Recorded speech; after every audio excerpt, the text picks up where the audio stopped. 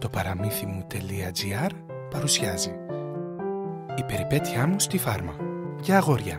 Σε αυτό το CD το παιδί σας θα ακούσει για τη δική του περιπέτεια στη φάρμα με τα ζώα παρέα με τους φίλους του.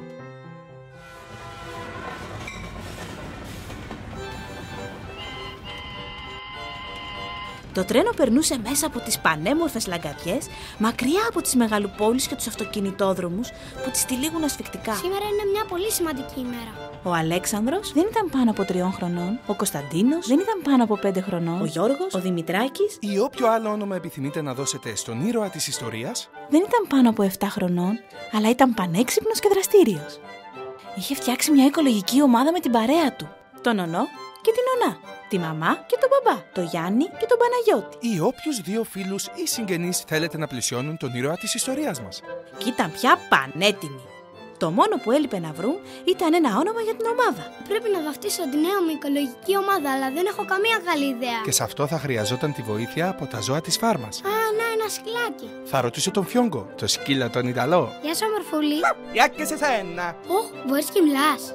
Και βέβαια μπορώ να συστηθώ. Με λένε Φιόγκο. Είμαι ένα μπράκο Ιταλιάνο. Τα προβατάκια τα ελληνάκια. Γεια σου, Φιόγκο!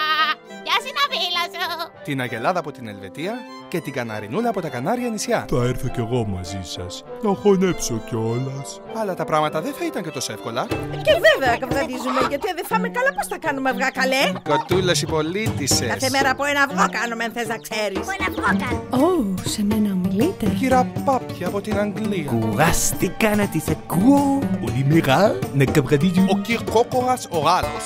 Προσοχή, περνάω. Το άλλο ο Αμερικάνος. Χάι, παιδιά. Το θιουράκι το Ισπανάκι. Η γουρουνίτσα γέννησε 8 μικρά γουρούνια.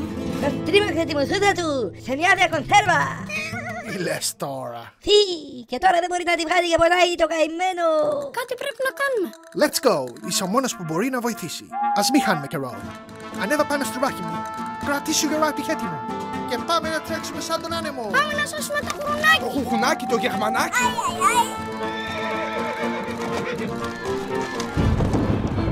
Πω, ο ουρανός νέφτασε. Μάλλον θα αρχίσει να βρέχει. Μαρία, έχεις δίκιο. Γρήγορα ανέβα στο λογάκι να με βοηθήσεις να βάλουμε όλα τα ζώα στο στάβλο να μην κρυώσουνε. Γρήγορα πίσω στο στάβλο. Πάμε. Ο κύριος αγρότης. Γεια σας καλοί μου φίλοι. Δεν μπορείτε να φανταστείτε τι έγινε. Μας έσωσε από την μπόρα. Και όχι μόνο αυτό, έδωσε φαΐ στις κοτές. Ναι. Και έκανε και την κυρία Αγελάδα να το κουνήσει από το λιβάδι, επιτέλους. Και εμένα μου έσωσε το μικρό μου γουγουνάκι. Πραγματικά, από ό,τι ακούω, έκανες πολύ καλή δουλειά σήμερα.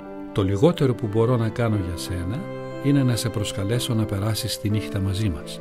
Έτσι λοιπόν, πήραν τηλέφωνο τους γονείς του στην Ηλιούπολη, στην Καλαμαριά, στο Ηράκλειο, στη Νέα Υόρκη, στα Χανιά, τη Κρήτη, στη Λευκοσία, στη Στουτγκάρδη. Όλα πια ήταν έτοιμα για μια αξέχαστη βραδιά. Περίφημο.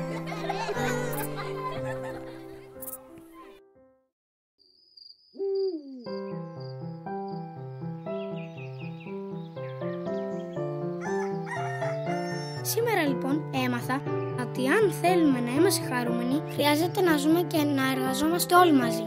Γιατί κανένας δεν είναι πιο σημαντικός και κανένας δεν μπορεί να πετύχει κάτι σπουδαίο αν δεν μάθει πρώτα να σέβεται το διπλανό. Έτσι είναι η φύση όλων των ζωντανών. Γι' αυτό και εγώ θα συνεχίσω να βοηθάω τους συνανθρώπους μου και την πόλη μου και δεν θα ξεχάσω ποτέ ότι έτσι πρέπει να κάνουμε όλοι. Αποφάσισα λοιπόν να ονομάσω την ομάδα μου η φύση.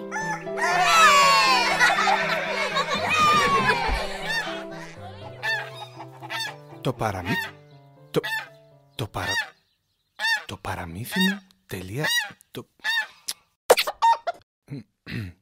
Το παραμύθι μου.gr